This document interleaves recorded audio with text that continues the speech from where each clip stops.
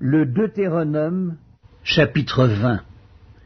Lorsque tu iras à la guerre contre tes ennemis et que tu verras des chevaux et des chars et un peuple plus nombreux que toi, tu ne les craindras point, car l'Éternel ton Dieu qui t'a fait monter du pays d'Égypte est avec toi. À l'approche du combat, le sacrificateur s'avancera et parlera au peuple. Il leur dira: « Écoute, Israël, vous allez aujourd'hui livrer bataille à vos ennemis. Que votre cœur ne se trouble point, soyez sans crainte, ne vous effrayez pas, ne vous épouvantez pas devant eux, car l'Éternel votre Dieu marche avec vous pour combattre vos ennemis, pour vous sauver. » Les officiers parleront ensuite au peuple et diront: « Qui est-ce qui a bâti une maison neuve et ne s'y est point encore établi ? Qu'il s'en aille et retourne chez lui, de peur qu'il ne meure dans la bataille et qu'un autre ne s'y établisse.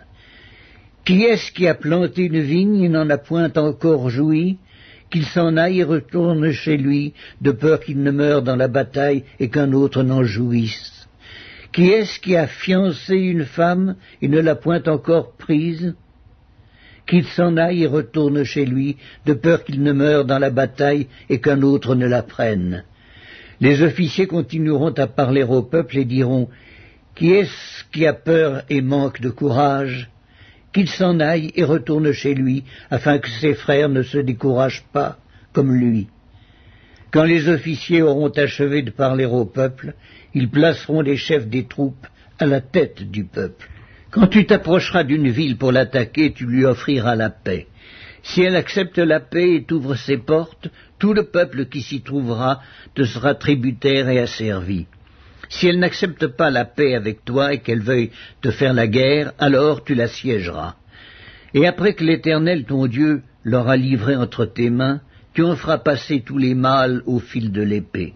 Mais tu prendras pour toi les femmes, les enfants, le bétail, tout ce qui sera dans la ville, tout son butin, et tu mangeras les dépouilles de tes ennemis que l'Éternel ton Dieu t'aura livrés. C'est ainsi que tu agiras à l'égard de toutes les villes qui sont très éloignées de toi, qui ne font point partie des villes de ces nations-ci.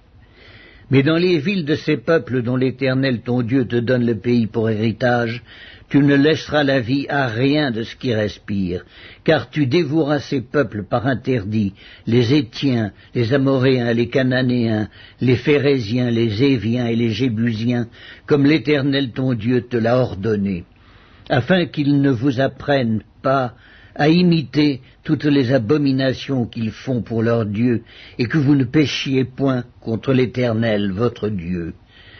Si tu fais un long siège pour t'emparer d'une ville avec laquelle tu es en guerre, tu ne détruiras point les arbres en y portant la hache, tu t'en nourriras et tu ne les abattras point, car l'arbre des champs est-il un homme pour être assiégé par toi ? Mais tu pourras détruire et abattre les arbres que tu sauras ne pas être des arbres servant à la nourriture, et en construire des retranchements contre la ville qui te fait la guerre jusqu'à ce qu'elle succombe.